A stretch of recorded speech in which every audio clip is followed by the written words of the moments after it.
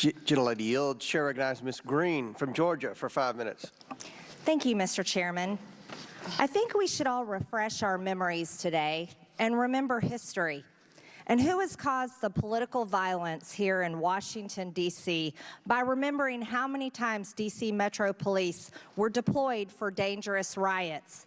In 2020, where Antifa and BLM rioters violently raged continuously, even nearly burning down the city, hundreds of police officers were injured and rioters destroyed millions of dollars in property. Riots went to such extreme levels in Lafayette Park that Secret Service forced President Trump into the White House bunker. But all of the extreme left-wing violence didn't just start in 2020. No, it started in 2017 on President Trump's inauguration day. But all you hear about is a 3-hour riot on one single day, January 6, 2021. So let's talk about violent criminals and justice. Chief Conte, you've said what we've got to do if we really want to see homicides go down is keep bad guys with guns in jail. When they are in jail, they can't be in communities shooting people. Keep violent people in jail. Is that right, yes or no? Yes. Thank you. Mayor Bowser, do you agree with Chief Conte? Yes or no? Yes, until people serve their sentence. Yes, you agree they should stay in jail. Thank you very much, Mayor.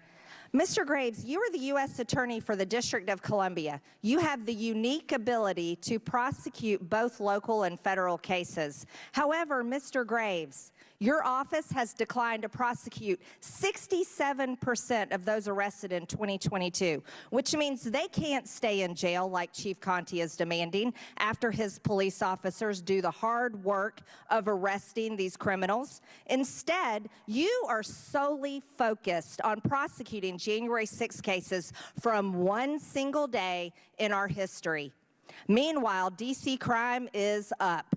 Total crime is up 27% from last year. Carjacking up 114%. Murders up 11%. Sexual abuse is up 45%. Property crime is up 30%.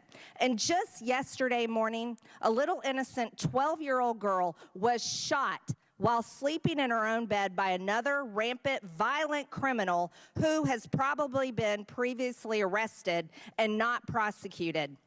What do you think a resident in Anacostia is more afraid of? Their child catching a stray bullet on Monday, or a grandma walking through the Capitol more than 2 years ago?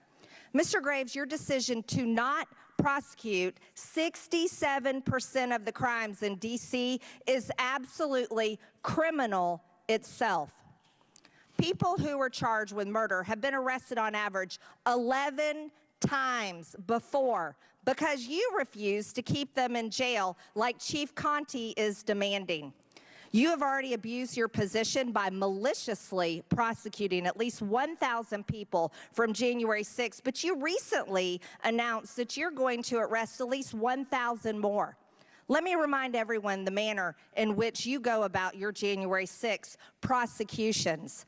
A man named Matthew Perna, who had no criminal record, peacefully entered the Capitol through an open door on January 6th. He stayed inside roughly 20 minutes. He didn't assault anyone, not a police officer, anyone. He didn't damage any property. He fully cooperated with the FBI and eventually pled guilty to all charges.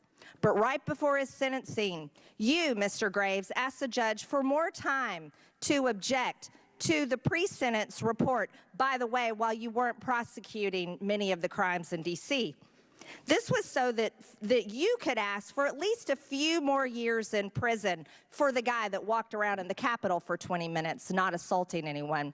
And this is what you've done repeatedly, over and over, for those who've pled or have been convicted on January 6th. Well, 2 weeks later, Matthew Perna hung himself in his garage. Mr. Graves, he was 37 years old. On March 9th, 2022, you dropped the case against Matthew Perna because he was dead. The time for weaponizing the Department of Justice needs to come to an end. And because you refuse to prosecute real criminals that are violating all the crimes here in Washington, D.C., and you want to talk about D.C. residents, they are victims of your abuse of power. And because of that, I am introducing articles of impeachment on you, Mr. Graves, and I yield back the remainder of my time.